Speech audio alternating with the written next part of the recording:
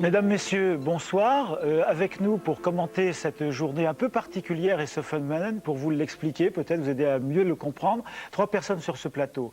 Mais alors, tout de suite, 2 nouvelles, une bonne et une mauvaise. La bonne, c'est qu'effectivement, après avoir disparu 2 minutes, après s'être absenté de notre ciel, le soleil est réapparu. La mauvaise nouvelle, eh bien, c'est qu'on n'a pas reçu les bouteilles de champagne promises par Paco Rabanne si Mir ne tombait pas sur Paris, si l'éclipse ne provoquait pas l'apocalypse. Alors avec nous, sur ce plateau, donc Daniel Kuhn, qui est astrophysicien à l'Institut d'astrophysique de Paris, Roger Maurice Bonnet, qui est directeur scientifique de l'Agence spatiale européenne et qui dispose d'une flottille d'engins spatiaux pour étudier le Soleil. Bonsoir. Et puis Édouard Collot, qui est psychiatre, psychanalyste à l'Institut Paul Civadon à Paris et qui nous permettra de regarder l'éclipse sous un jour un peu différent, peut-être qui relève parfois de la pathologie. Bonsoir. Alors, première question, Édouard, vous avez vu, vous, aujourd'hui, l'éclipse ? Tout à fait. J'ai pu voir l'éclipse au nord de Fécamp, aux Petites Dalles, un petit pays magnifique, sur le bord de la falaise, et c'était extraordinaire. Roger Maurice. Moi, ça devait être ma première éclipse. J'ai vu l'obscurité, j'ai vu les oiseaux se coucher, j'ai vu le grand silence, j'ai entendu le grand silence de la campagne, mais j'ai pas vu la couronne solaire. Alors, ce sera pour la prochaine fois. Alors, Daniel Kuhn, vous, ça n'était pas la première fois que vous voyez une éclipse? Non, c'est pas la première fois, c'était la deuxième. La première fois, c'était au Vietnam en 95. Et depuis ce jour, je sais que c'est indescriptible. J'ai jamais réussi à l'expliquer, alors j'ai amené mes amis, j'ai amené mes collègues. Et puis voilà, c'était encore une fois le grand frisson, l'émotion, tout était là et c'était vraiment merveilleux d'un bout à l'autre, 1 heure avant, pendant et après. Alors, précisément, vous étiez avec nous à la ferme de Bray, en Seine-Maritime, à côté de Forges-les-Eaux, et on va revivre cette tranche de vie extraordinaire, quasi indescriptible, émotion, l'éclipse totale. Alors, on va les voir s'il y a s'il y a une étoile brillante, on devrait déjà la voir. Moi, je vois rien, regardez, ça va très très vite. Regardez derrière. Le ciel devient noir. Ah là, ça devient très brutal, regardez ça. Vous avez vu, tout le monde a le sourire, c'est étonnant, hein. Je veux dire, c'est finalement grisant. Hein. Regardez, ça se passe, ça change tout le temps là. Regardez le Attention, sud. regardez. Attention, là, ça se passe vite. Alors, il va rester une perle, c'est solitaire. Ah là là. Waouh, regardez. Ça y est. Enlevez les lunettes. Enlevez.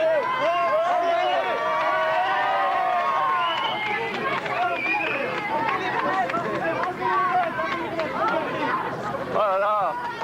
Ah, et regardez, on voit une étoile, une planète. Il y a une protubérance là-bas. Une protubérance en bas, le collier de diamants, regardez, les éruptions solaires autour, en bas, regardez. On n'y croit pas, on a l'impression que c'est dessiné. Regardez la couronne et les jets que vous voyez là, très très fins. Et regardez en dessous, c'est quelle planète ça? C'est Vénus. C'est Vénus, oui. On voit Vénus, si on élargit le champ, on voit Vénus en bas, à gauche. On devrait voir Mercure pour ceux qui regardent bien, mais je ne vois pas Mercure là. Regardez ici. Ça va se passer vite, stop. Regardez. Dépêche-toi, ça va vite sortir. Hein. Dépêche-toi. Super. Non, parce que regardez, on voit Vénus sur l'image, le petit point. Ne contrôlez pas, vous allez en plein dans l'œil. Ah là là. Alors, il y a des gens ici qui ont fait des milliers de kilomètres pour venir voir ça. Voilà. C'est beau, hein? C'est magnifique, écoute, j'ai jamais vu ça, c'est extraordinaire. Tu vois les jets comme ça fait. Regarde les jets. Regarde les jets. Regarde. Oh là là, non mais c'est incroyable, moi je trouve ça. Bon, c'est voilà. Alors, qu'est-ce qui se passe? Qu'est-ce qui lui arrive au soleil? Et voilà. Qu'est-ce qu'on peut faire? Ça reprend, ça recommence. Attention. Ça recommence. On remet les lunettes. Regardez. Ça y est. Ouais. Ça y est. C'est fini. Oh là là. Et voilà. Alors Daniel Kuhn, c'était quand même extraordinaire. Qu'est-ce que vous allez retenir, vous, de cette journée? Ah, moi, je ne retiens rien. Moi, j'ai éprouvé des choses. C'est vraiment l'émotion. Je crois que c'est ça qui était le plus important pour tout le monde à ce moment-là. Et non, ce que je retiens quand même, c'est qu'on a beau le savoir, on a beau l'avoir calculé, on a beau déjà l'avoir vu, être scientifique, avoir une formation, c'est quand même quelque chose qu'on... J'ai dit plusieurs fois, mais qu'est-ce qui lui arrive au Soleil? On a l'impression que quelque chose nous dépasse complètement. Alors imaginez ce que ça a dû être pour ceux qui ne le savaient pas il y a 1000 ans ou 2000 ans. C'est vraiment quelque chose qui est toujours... Alors cette journée, bien sûr, il y a eu de grands déplacements de population. Il y a 2 millions de Hollandais qui ont franchi la frontière belge avec la France pour venir assister à la totalité de l'éclipse. Alors bien sûr, beaucoup de monde sur les routes, beaucoup de monde aussi derrière les télescopes. Et vous allez voir que dans toute la région où nous nous trouvions, il y avait des amateurs éclairés, des amateurs peu éclairés le jour de l'éclipse forcément. Et Claire Sébastien a été les voir, qui préparait réaction avec Claire Sébastien et Marc Savino. Mercredi 11 août, une ferme quelque part en Normandie. 12h23, soudain, la nuit.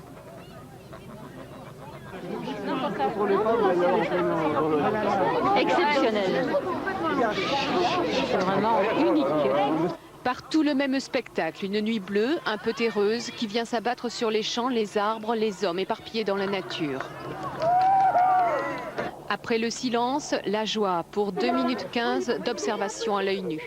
Comme une balle de ping-pong qui cacherait une orange, la lune et le soleil s'alignent parfaitement, découvrant une couronne solaire sertie de diamants. Retour sur Terre. Une expérience pour de la vie, pour le reste de la vie. C'est un instant magique, hein. C'est vraiment super. Trop court, oui. Trop court. Et ce qui est surtout très très rapide, c'est l'extinction de la lumière et la réapparition de la lumière. Ça n'a vraiment rien à voir avec le coucher du soleil ou le lever du jour. Tu ne sais plus s'il faut dormir ou pas? Bah oui. Allez, ronfle. Un poulain qui s'endort, des oies placides, une vache cajolant son petit. Après l'entracte, le film continue avec les lunettes, cette fois pour admirer le croissant de soleil. Observation, mesure. À la ferme, les professionnels continuent à travailler quand d'autres sablent le champagne. C'est magnifique, c'est un peu mystique et ce n'est pas la fin du monde. Je suis très heureux. J'ai pensé évidemment à tous ceux qui m'ont précédé sur cette terre. Ils ont eux aussi vécu ce phénomène que nous venons de vivre. Mais nous y étions préparés. Eux, ils ne l'étaient pas. Alors, je n'ose à peine imaginer ce qu'ils pouvaient penser. Je suppose qu'ils s'attendaient. C'était le cataclysme. Ni cataclysme, ni fin du monde. Juste un petit bout de terre à l'ombre de la lune. L'astre du jour a retrouvé sa place. L'horlogerie céleste se rit décidément de nos émotions. Alors Roger et Daniel, en fait, c'est bien que paradoxalement ces phénomènes naturels, on les démystifie et que la science puisse apporter l'explication et bien montrer à tout le monde que si c'est spectaculaire, il n'y a rien à craindre. Alors c'est exact. En fait, bon, le phénomène en soi est totalement déterminé. C'est extraordinaire d'ailleurs qu'on prévoit les éclipses presque à des centaines de milliers d'années à l'avance et qu'on est incapable de prévoir si on pourra l'observer parce qu'il fait beau ou pas beau. C'est deux phénomènes de la science très spectaculaires. L'un qui est complètement déterminé, l'éclipse, l'autre qui est totalement dépendant du chaos, le phénomène météorologique. Moi, ce qui m'a beaucoup impressionné dans toute cette éclipse que je n'ai pas vraiment complètement vue, c'est que en fait, une éclipse sans l'homme, c'est pas une éclipse.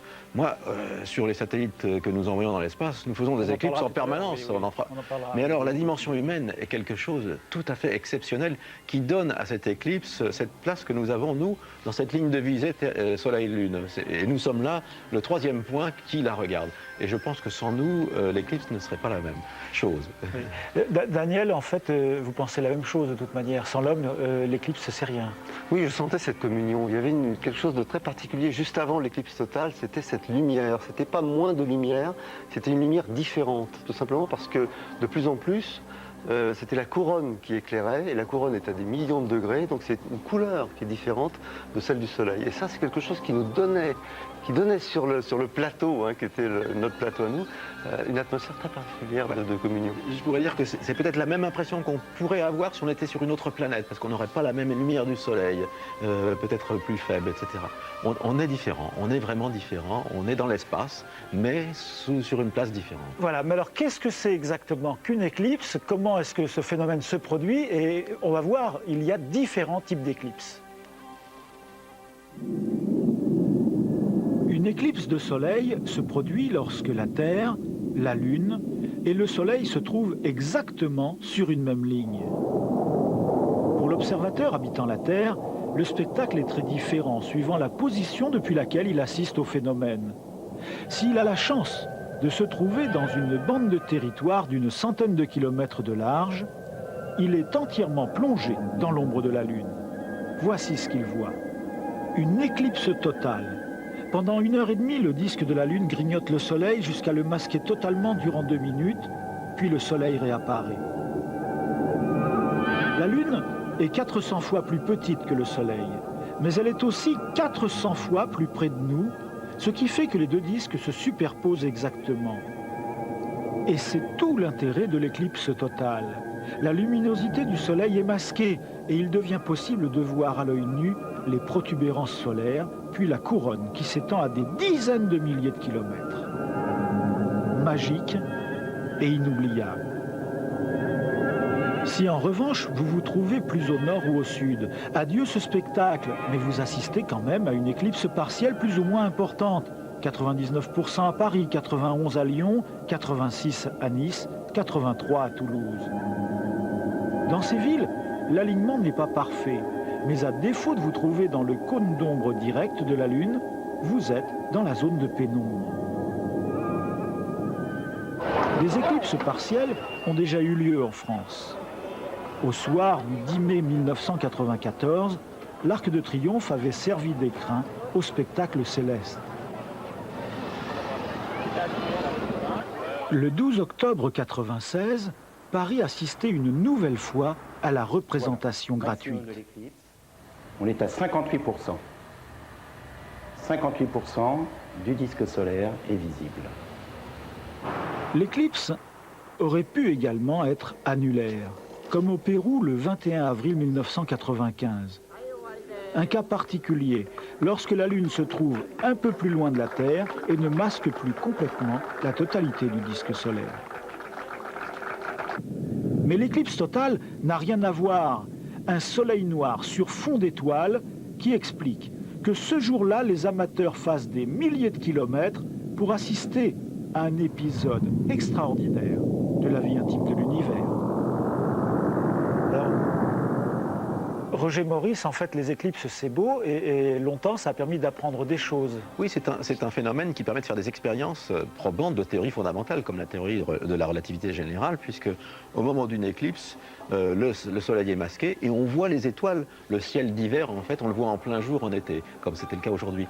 Et la théorie d'Einstein prévoit que la lumière est déviée au voisinage lorsque les rayons passent au voisinage d'une masse très lourde, comme par exemple le soleil. Et en 1919, on a pu montrer qu'effectivement, Einstein avait raison. C'était une des premières grandes démonstrations de sa théorie de la relativité générale par Eddington, qui a montré qu'effectivement les rayons lumineux étaient courbés lorsqu'ils passaient près du Soleil. Alors on sait que Einstein c'était plutôt un cancre quand même et qui aimait profiter du bon temps. Alors si vous avez profité cet après-midi bien de la plage ou bien des promenades plutôt que de regarder la télévision, je vous propose de faire un rapide tour de France de l'éclipse, vu un peu sous tous les horizons. Quelques anecdotes qui nous sont contées par Pierre Didier.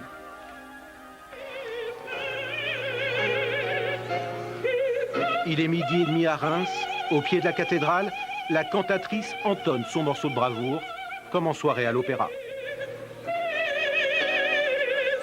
Jessie Norman accroche à sa carrière un concert historique. En Manche, au large de Ouistreham, un ferry spécialement affrété pour observer l'éclipse. Les vents marins ont chassé les nuages.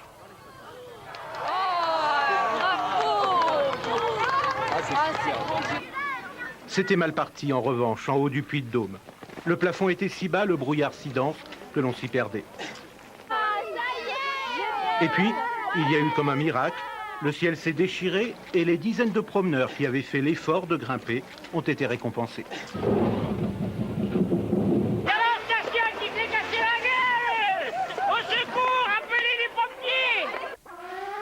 Dans le Gers, on s'est bien amusé aux dépens d'un prophète d'opérette. Une station mire en carton-pâte et une joyeuse parodie jouée par les habitants de Samatan. Vous avez une dent contre Paco Rabanne? Pourquoi? Non, du tout. Nous sommes les Gaulois, gersois si on veut, les irréductibles.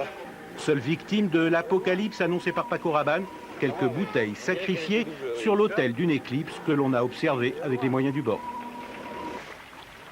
Sur l'île d'Ouessant, à la pointe ouest de la Bretagne, les marins du phare se sont un moment demandé s'ils n'allaient pas allumer les feux, avant de se pencher sur leur instrument. Température avant l'éclipse, c'était en progression et depuis l'éclipse, c'est en perte de température, ça baisse. La température a chuté à 16 degrés, coup de frais sur Ouessant.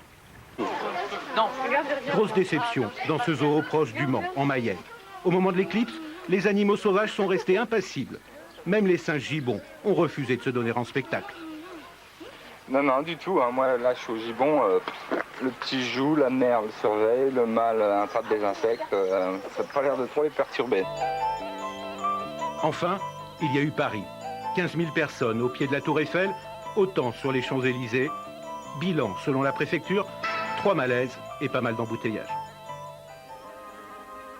Alors en fait, bien sûr, le phénomène ne s'est pas arrêté à la France, comme le nuage de Tchernobyl. Il a démarré au large de Terre-Neuve pour aller jusque dans le golfe du Bengale lorsque le soleil s'est couché. Alors maintenant, tour du monde, commenté par Géraldine Bollinger. Avec les parapluies, évidemment, nous sommes en Angleterre. Les pieds dans l'eau, ce sont les Cornouailles. Heureusement, à Londres, où l'éclipse n'était pas totale, les Britanniques ont eu un peu plus de chance. Stuttgart, 12h32. Obscurité totale, l'émotion est à son comble.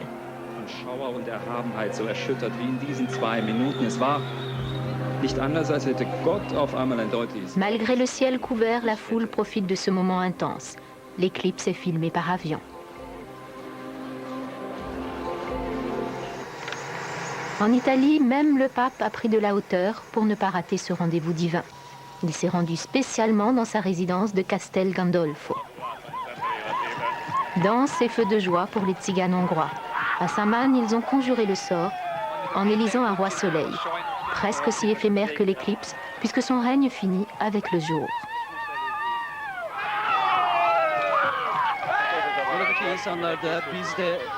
Gros plan en Turquie. Quelques lunettes pour se protéger. Un luxe dans ce pays. La foule hurlait un peu pour le spectacle, beaucoup pour chasser le diable qui, selon la légende, retient le soleil.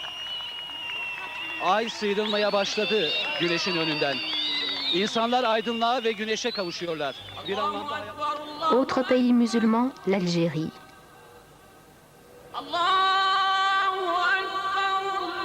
Journée fériée et prière à la mosquée, les Algériens n'étaient pas conviés à la rencontre du soleil et de la lune qui pourtant ont formé un si joli croissant. En Irak, la foule s'est massée sur les murs de l'ancien monastère assyrien d'Al-Jazara. Il est 14h50, le spectacle est presque terminé. Alors, Daniel Kunt, on voit bien que les éclipses et la religion, tout ça, ça se marie quelque part quand même. Mais malgré tout, les éclipses ont permis de faire des grands progrès à la science, qu'il s'agisse d'éclipses de soleil ou d'éclipses de lune d'ailleurs. L'éclipse de lune, bien sûr.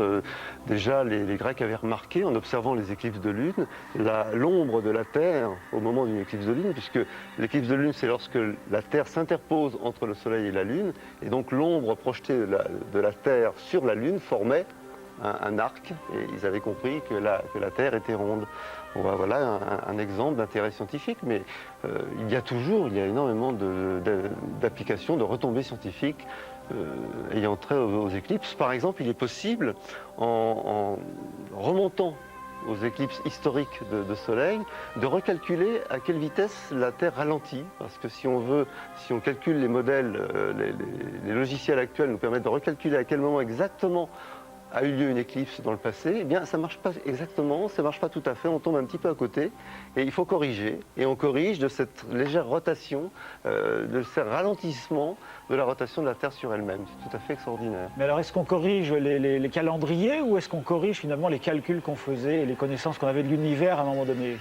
Ce que l'on corrige aujourd'hui, c'est notre connaissance, la connaissance que l'on a du ralentissement de la Terre sur elle-même. La Terre ralentit. On modifie la durée du jour. On modifie la durée du jour, c'est ça. Alors, vous allez le voir, il y a eu beaucoup de badauds à aller se promener dans la zone de totalité de l'éclipse, mais il y a eu également des professionnels. Des professionnels qui ne venaient pas forcément d'ailleurs chercher véritablement des connaissances scientifiques nouvelles, mais peut-être l'émotion. Un reportage à Soissons d'Hélène Frandon et Jean-Christophe Duclos. Heure H-2. Michel Moncuquet va assister à sa première éclipse totale. Il est astrophysicien à l'Observatoire de Paris depuis 9 ans. Pour surveiller le Soleil, il s'installe sur les vestiges d'une abbaye du XIIIe siècle. Il sait qu'ici, il n'apprendra rien sur les éclipses. On a fait des découvertes grâce aux éclipses, ça c'est sûr, mais maintenant il vaut mieux se laisser aller à la beauté de la chose. Heure H-1, la chose apparaît. Entre les nuages, un beau croissant doré. C'est trop nuageux quand même, je veux pas être... Mais c'est émouvant. À l'heure H, hélas, les nuages masquent le soleil noir. Soudain pourtant, la nuit tombe, il fait plus froid. Regardez cet oiseau. Il s'est précipité dans son pigeonnier. Oh, c'est extraordinaire. 2 minutes et 7 secondes plus tard, tout va très vite. Voilà, la lumière revient. La lumière revient. Ah, bravo. C'est alors que le scientifique laisse enfin parler son cœur. Et c'est vrai que ça donne une émotion très étrange, très particulière et que je ne m'explique pas pour le moment. Je ne comprends pas. J'ai encore des frissons. Alors. Et voilà le scientifique devenu accro. Michel Moncuquet, un rien frustré par cette éclipse nuageuse, guettera maintenant le prochain soleil noir, à Madagascar en 2001. En attendant, il pourra profiter des éclipses artificielles créées en observatoire grâce au coronographe, un instrument inventé en 1930 par Bernard Liot sur le pic du Midi. Un instrument pour observer à loisir la chevelure bouclée du soleil.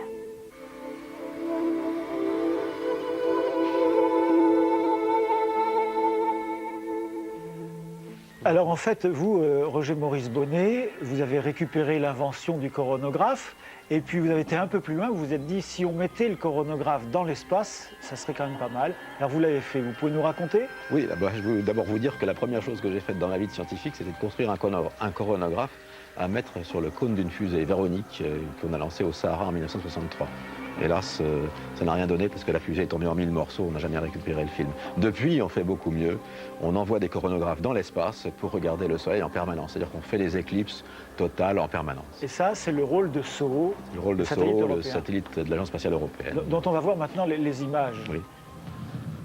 Alors c'est un satellite en fait qui espionne le Soleil et qui est placé en équilibre, si je puis dire, entre la Terre et le Soleil. Il est placé entre la Terre et le Soleil, donc il voit le Soleil en permanence, 24 heures par jour, 7 jours sur 7, 365 jours par an. Donc, vous voyez ce satellite avec ses télescopes, ça c'est justement l'un des grands coronographes. L'ASCO, cet instrument qui en comporte 3, permet de regarder la couronne de l'extrême bord du Soleil jusqu'à peu près une distance de 30 fois le rayon solaire. Donc vous voyez, ces éclipses-là, on les observe en permanence. Le disque noir que vous voyez là, c'est plus du tout la Lune, c'est une occultation artificielle de la Lune au foyer d'un grand télescope, si vous voulez. Ce qui ne permet pas d'aller exactement au bord. Là, sur cette image, on a simulé le Soleil, c'est le rond central. Alors, ce qui est extraordinaire, c'est qu'on voit avec cet instrument les comètes plongées dans le Soleil, comme on vient de le voir maintenant.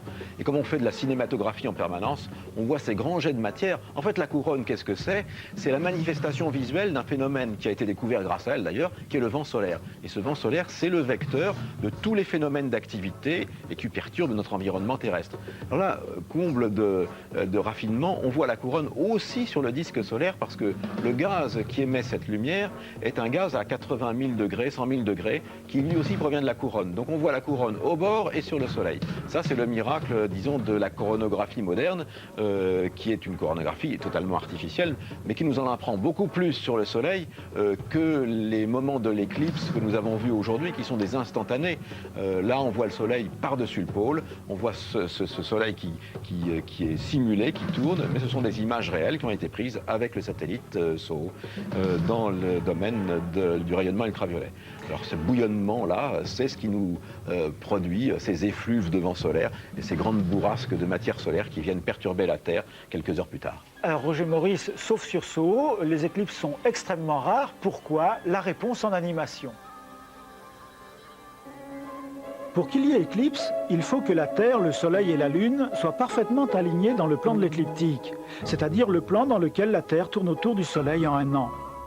Or, l'axe de la Terre est incliné à 5 degrés par rapport à ce plan. L'orbite de la Lune elle-même est donc inclinée, et la Lune ne fait que croiser ce plan de l'écliptique qu'à 2 reprises durant son cycle de 28 jours. La première fois en montant, la seconde fois en redescendant. L'éclipse correspond donc à la coïncidence de 2 événements. D'abord une nouvelle lune, ce qui signifie que la lune se trouve entre le soleil et la terre. Ensuite, le fait qu'à cet instant-là, la lune franchisse également le plan de l'écliptique. Coïncidence qui ne se produit qu'une fois tous les 18 mois. Mais ajoutez à cela le fait que l'ombre de la lune ne représente qu'une zone de 100 km de diamètre seulement.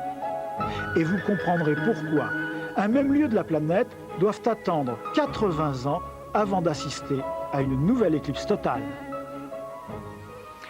Alors Daniel, en fait, il faut bien dire que la Terre, c'est la seule planète du système solaire où on peut assister à une éclipse totale de Soleil. Même si on était capable d'aller avec un engin spatial ailleurs, on n'en verrait pas. Non, tout simplement parce qu'on a la chance d'avoir un satellite qui tourne, qui est à la bonne distance, qui est à la bonne taille. Et c'est tout à fait unique dans le système solaire. Alors, c'est vrai que toutes les autres planètes, qui sont ou plus grosses ou plus petites, n'ont pas les satellites ou de la bonne taille ou à la bonne distance d'eux-mêmes. Sauf Saturne. Sauf Saturne qui a un satellite, je crois que c'est Ptolémée, je crois, mais qui permet de regarder une éclipse, mais alors très très vite, parce que la planète tourne très très vite, la lune de Saturne tourne très vite autour de Saturne. Saturne, c'est une planète de gaz, et donc on ne peut pas y mettre les pieds. Mais un satellite autour pourrait voir l'éclipse. Pourrait voir quand même donc le Soleil. Alors ce qu'il faut dire aussi, c'est que ça dépend, l'éclipse, donc de la distance de la Terre à la Lune, et cette distance, elle a changé à travers l'histoire. Et non seulement elle a changé à travers l'histoire, mais elle change d'une éclipse à l'autre. Mais ce qui est extraordinaire, c'est qu'en ce moment même, on peut voir des éclipses totales de Soleil. Dans 250 millions d'années, le Soleil aura grossi, et la Lune se sera éloignée de la Terre par le fait que la Terre perd de l'énergie par les effets de marée, et donc la Lune s'éloigne de la Terre de 4 cm par an, ce qui n'est pas négligeable, et le Soleil grossit de 6 cm par an. Et on a calculé que dans 250 millions d'années, il en sera fini, il en sera terminé des éclipses totales. On ne pourra voir que des éclipses annulaires, c'est-à-dire des éclipses incomplètes, disons. Oui. Et à l'inverse, il y a 250 millions d'années, si l'humanité avait été là, elle aurait vu une lune qui en faisait trop. C'est-à-dire que la lune nous aurait masqué les protubérances, une partie de la couronne. Oui, parce que Daniel, en fait, ça fait extrêmement longtemps que les hommes observent les éclipses, peut-être pas en les comprenant au début, mais assez rapidement, ils ont compris de quoi il s'agissait. Ça a commencé, en fait, l'observation avec les ziggourats des Babyloniens. Voilà, ils ont quand même été intrigués, parce que ce sont des phénomènes rares, donc des phénomènes qui intriguent, et qu'il faut essayer de comprendre et de prévoir si possible. Il y avait les astronomes en Chine qui étaient, dont le travail était justement d'essayer de les prédire. Et ça a commencé avec les Babyloniens il y a combien en fait? Plus de 2000 ans. 2000 ans avant Jésus-Christ. 2000 ans avant Jésus-Christ, c'est-à-dire il y a 4000 ans. C'était très imprécis quand même, on pouvait prévoir à peu près à un mois près, pas un jour près. Les Incas aussi ont été très forts. Les Incas, les Égyptiens un petit peu, les Incas effectivement avaient des méthodes assez précises, s'aidant aussi de Vénus pour prédire le retour des éclipses. Et il faut attendre vraiment Ptolémée pour commencer à avoir un modèle qui permette de reproduire avec une meilleure précision le retour des éclipses. Les catalogues dressés par les Chinois, on les utilise encore aujourd'hui finalement. Les Chinois avaient des catalogues qui permettaient de prédire effectivement les éclipses. Alors, les utiliser aujourd'hui, je n'en suis pas tout à fait sûr. Je crois que maintenant, c'est quand même, on a quand même d'autres techniques grâce à la théorie de Newton. C'est ce qui reste encore le plus précis, la mécanique céleste telle qu'on la connaît. Alors vous allez le voir, la télévision française aussi savait prévoir les éclipses. En 1961, on avait tout à fait prévu qu'aujourd'hui, nous aurions une éclipse totale.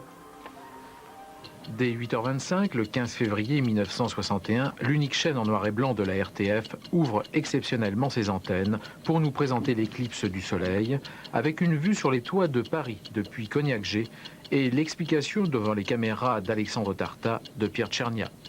Il serait peut-être bon, pendant quelques secondes, de tenter de rappeler tous nos souvenirs pour savoir ce que c'est qu'une éclipse. Les quelques centaines de milliers de téléspectateurs auront droit à ce film d'animation soviétique commenté en direct par Pierre Tchernia, qui nous donne déjà rendez-vous. Et puis, il y aura, le 11 août 1999, prenons rendez-vous tout de suite si vous le voulez, une troisième éclipse totale qui, elle, intéressera les régions du nord de la France. À l'époque, en 1961, l'éclipse totale était visible sur une bande située au sud de l'Aquitaine, en passant par l'Italie et la Yougoslavie. Alors maintenant, si vous voulez, nous allons regarder cette éclipse en Eurovision. Et je pense que le dispositif doit se préparer dans l'Europe entière. Des moyens considérables pour l'époque sont mobilisés à l'Observatoire de Saint-Michel-de-Provence, ainsi qu'à Florence et à Niš en Yougoslavie. Et déjà, des conseils. Et les lunettes de soleil ne sont pas suffisantes et surtout, prêtez très attention aux viseurs des appareils photo. Voilà. La veille, un reportage dans l'unique journal télévisé avait parlé d'un verre bricolé et noirci à la fumée de bougies. On sait depuis que cela est à proscrire. Alors, Édouard Collot, en fait, vous vous souvenez tout à fait avoir assisté à cette éclipse, vous? Tout à fait, oui. Mais dans des conditions tout à fait différentes de celles auxquelles j'ai pu assister aujourd'hui. Mais vous en gardez un souvenir vraiment profond? J'en garde un souvenir très physique, très visuel, alors qu'aujourd'hui j'ai un souvenir particulièrement émotionnel. Voilà. Alors vous allez le voir aussi, eh bien, les éclipses, ça a de tout temps créé des légendes et puis des réactions un peu bizarres. Légendes et contes liés aux éclipses par Lauren Béraud. Quand brusquement le soleil disparaît, de tout temps l'angoisse naît, et avec elle les explications les plus folles. Ainsi, dans la plupart des mythologies, fait-on appel à des animaux surnaturels. En Chine, on croyait que c'était un dragon, animal fabuleux, qui dévorait la lune ou qui dévorait le soleil. D'ailleurs, le mot chinois pour dire éclipse, chi veut dire manger. Et chez les Aztèques, la peur est si grande qu'on arrache des cœurs par dizaines pour faire revenir l'astre solaire. Chez les Inuits, plus poétiques, ce sont leurs dieux Padli et Amarok qui font l'amour. Une allégorie reprise au XIXe siècle. Dans le monde occidental, même une fois l'explication scientifique répandue au XVIIe siècle, les éclipses donnent toujours lieu aux prédictions les plus noires. On parle d'apocalypse, astrologues et prédicateurs sèment la panique. Ces prophéties ont parcouru l'Europe. Et selon les pays, la France, l'Italie, l'Allemagne, il y a eu des gens qui se sont préparés à la fin du monde. Ainsi même, un certain Paco Rabanne croyait-il voir dans ce verset de Nostradamus l'annonce de la destruction de Paris. L'éclipse, décidément, a toujours fait trembler. Édouard Collot, en fait, déjà depuis plusieurs semaines, voire plusieurs mois, vous avez eu des patients dans votre cabinet qui venaient vous consulter le psychiatre, le psychanalyste que vous êtes. Tout à fait. Disons qu'il y a un certain nombre de patients qui ont manifesté au travers leur travail thérapeutique des crises d'angoisse à propos de la lecture du livre de Paco Rabanne ou bien à propos de quelque chose qui était dans l'inconscient collectif, on va dire, par rapport à cette éclipse, parce que ça reste un phénomène mythique. Mais c'est une vraie pathologie, c'est-à-dire vraiment les personnes étaient très angoissées. C'est une vraie pathologie, c'est pas une vraie pathologie, mais on peut dire simplement qu'il y a un phénomène collectif qui pourrait revêtir un aspect de panique, par exemple. Et on sait que dans plusieurs pays, dans des éclipses antérieures, il y a eu un certain nombre de précautions qui ont été prises pour éviter des cas de panique collective. Effectivement, il peut y avoir une certaine manipulation de l'information par des pseudo-voyants ou des gens qui interprètent Nostradamus. Et effectivement, il y a une crédulité, parce qu'au fond de nous-mêmes, comme vous l'avez très bien dit, il y a quelque chose qui évoque un passé ancestral de l'homme dans ces éclipses, quelque chose qui nous touche profondément dans le mythe ancestral. Et même quand on est astronome, astrophysicien, je vois que finalement on vit cette émotion intérieure. Bon. Et donc on est fragilisé par ce fait. C'est-à-dire que quelqu'un qui serait un peu mal intentionné pourrait jouer sur cet aspect mythique qui résonne en nous. Mais est-ce que vous pensez que Paco Rabanne finalement était relativement mal intentionné ? C'est difficile de répondre à cette question. Je pense que c'était peut-être par intérêt, plus que par mauvaise intention. Alors en tout cas, Paco Rabanne nous avait promis la chute de la station Mir sur Terre aujourd'hui devant détruire Paris. Vous allez voir en fait l'image obtenue grâce à la station Mir de l'ombre de la Lune projetée sur la Terre à 12h28, au moment où l'ombre, si vous voulez, a gagné l'est de la France. L'ombre est projetée en l'occurrence sur les nuages puisqu'il pleuvait à Strasbourg à ce moment-là. Mais on voit bien l'ombre et on voit bien que la station Mir est là-haut, qu'elle est là-haut pour encore au moins 6 mois parce que la trajectoire de la station Mir obéit exactement aux mêmes calculs, aux mêmes forces de gravitation que celles qui nous ont produit l'éclipse aujourd'hui et qui nous permettent d'affirmer haut et fort que la station Mir sera là-haut pendant encore au minimum 6 mois. On ne voit pas tellement comment il pourra en être autrement. Alors j'espère que cette émission vous aura permis de voir un petit peu comment ce phénomène se produit, comment il n'y a pas de raison de le craindre. On a toutes les raisons d'essayer de le comprendre un peu mieux, peut-être parce qu'à travers ce phénomène et sa compréhension, eh bien c'est un peu toute la science et toute la connaissance qui progresse pour Monsieur Tout-le-Monde dans la rue. Voilà, je vous laisse maintenant peut-être réfléchir et commenter ces dernières informations et je vous propose ensuite de retrouver Richard Boutry qui présente Le Soir 3 dans quelques minutes. Au revoir.